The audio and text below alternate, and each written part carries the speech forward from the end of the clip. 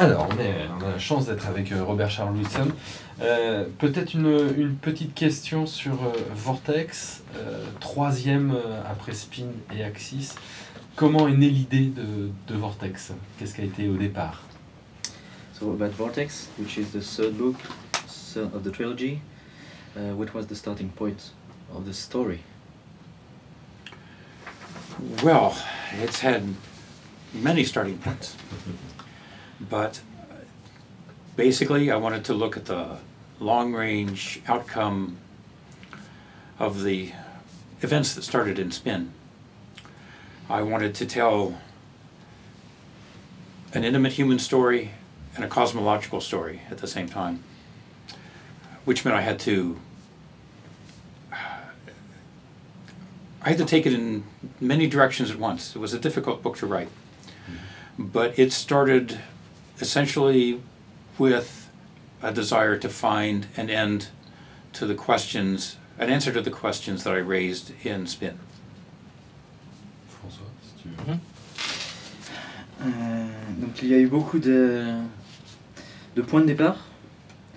L'idée c'était en fait de prolonger l'histoire de Spin et que ça reste une histoire très humaine et c'est un livre qui a été très dur à écrire car il y avait effectivement pas mal de points de départ et de points où je voulais aller. Mais l'idée première c'était de trouver une fin à Spin. C'était quand vous avez écrit Spin, vous aviez déjà dans l'idée d'en faire deux autres, ou c'est le succès du roman qui fait que d'un seul coup il y a eu ces autres romans qui sont arrivés?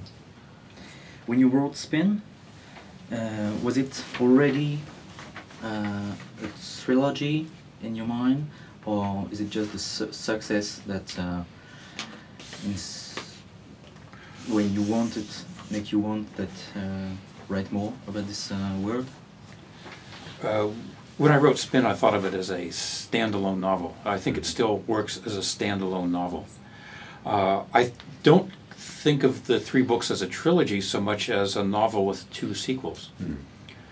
And I wanted them to be very different books. I think that confused and disappointed people in many cases. Actusf is not the same kind of novel that Spin is, and Vortex is a different kind of novel entirely. But that was part of the plan from the beginning. I conceived of the sequels before the success of Spin, so in a sense, no, I don't think that it was in any way an attempt to capitalize on the success of Spin. But it is not a traditional trilogy. I think it's important for people to understand that.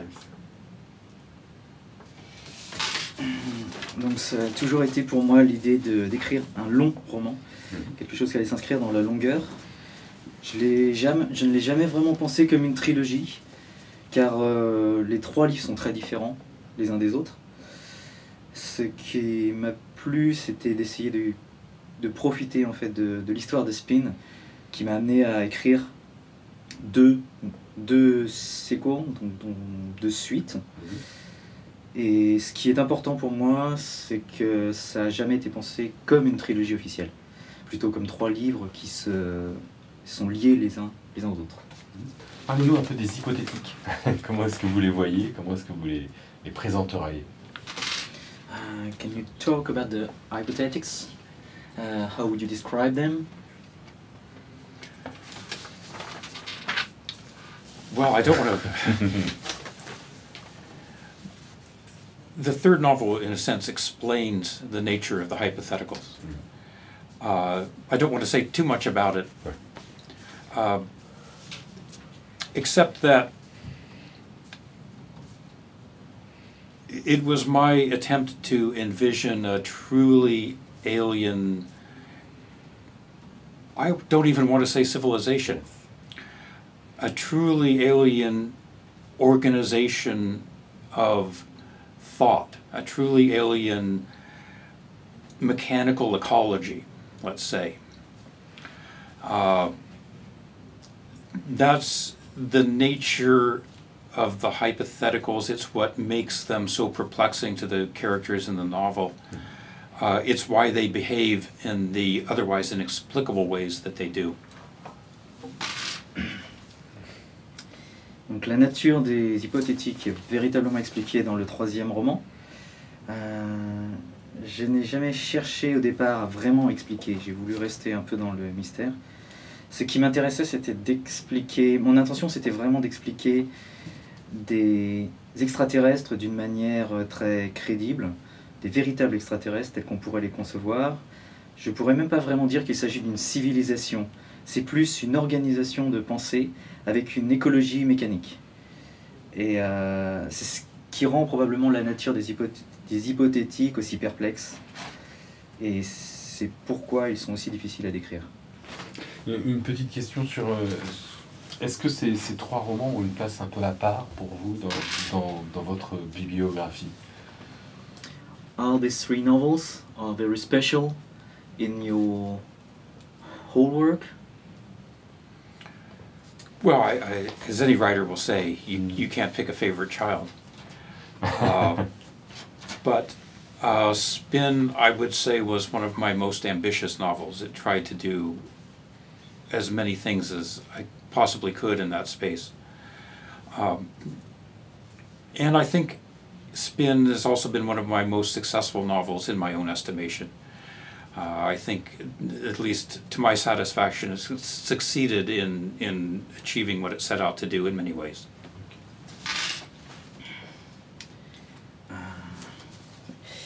Je crois que Spin est probablement mon œuvre la plus ambitieuse. Je voulais décrire le maximum de choses dans cet espace, tout ce que cet espace me permettait.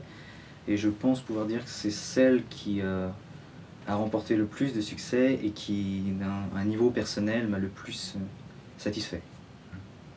Est-ce que c'est un univers où vous aimeriez y revenir? Vous avez des idées pour y revenir peut-être après? Would you like to go back in this universe? Do you have already ideas about that? No, I have no plans to revisit the Spin universe, none whatsoever. Non, je n'ai aucunement l'intention pour le moment de retourner dans ce monde. Un petit mot sur Burning Paradise qu'on n'a pas encore en France. Quel est le sujet de ce roman et de quoi ça parle? Let's talk about Burning Paradise. What is it all about? What is the main topic? Well, when I was writing Vortex, I became interested in the idea of intelligence that arises without consciousness, without self-awareness. And I wanted to do something more with that concept. So in Burning Paradise, we have the human species interacting with an utterly alien kind of life, more insectile than human in the sense that it proceeds, it's complex but not self-aware. In the course of the novel, the characters discover that this entity, if we can call it that, has been interacting with the human species for a long time, unknown to us. It has, in fact, been using us to achieve its own goals, insofar as it has goals. Not articulated goals, evolved goals. It's been using us to that end. But it's been acting in a relationship of symbiosis. We have benefited from its presence, even though it is also exploiting us. The question for the characters becomes, do we then insist on human independence? Do we throw off this alien influence, even if it means surrendering what it has given us? Even if it means surrendering a global peace? Even if it means surrendering certain kinds of progress? Even if it means a return to warfare, exploitation, the man's inhumanity to man, essentially? Is it really worth that price to give up something that hasn't really cost us very much? That's what I explore in Burning Paradise. Ce que j'ai essayé d'explorer comme idée, c'était l'idée d'une évolution sans une véritable conscience. Et l'idée était de faire confronter les êtres humains, la race humaine, à cette forme très particulière d'extraterrestre, qui était plus une entité qui évolue en fait depuis très longtemps dans l'histoire de l'humanité et qui utilise les humains à leurs propres fins. Qui ont des buts qu'ils veulent atteindre, qui sont sans cesse en évolution. Et la véritable question est qu'ils utilisent les êtres humains, et les personnages humains de ce roman se posent cette question: est-ce qu'ils doivent rentrer en symbiose avec les extraterrestres, s'allier à eux, ou alors essayer au contraire de se rendre, de rejeter cette évolution extraterrestre qui est plus ou moins proposée de force, en sachant qu'ils sont obligés de se rendre, de renoncer à un certain progrès et de retourner à quelque chose qu'ils avaient à une époque, à des époques qu'ils avaient avant. Et est-ce que ceci en vaut vraiment la peine?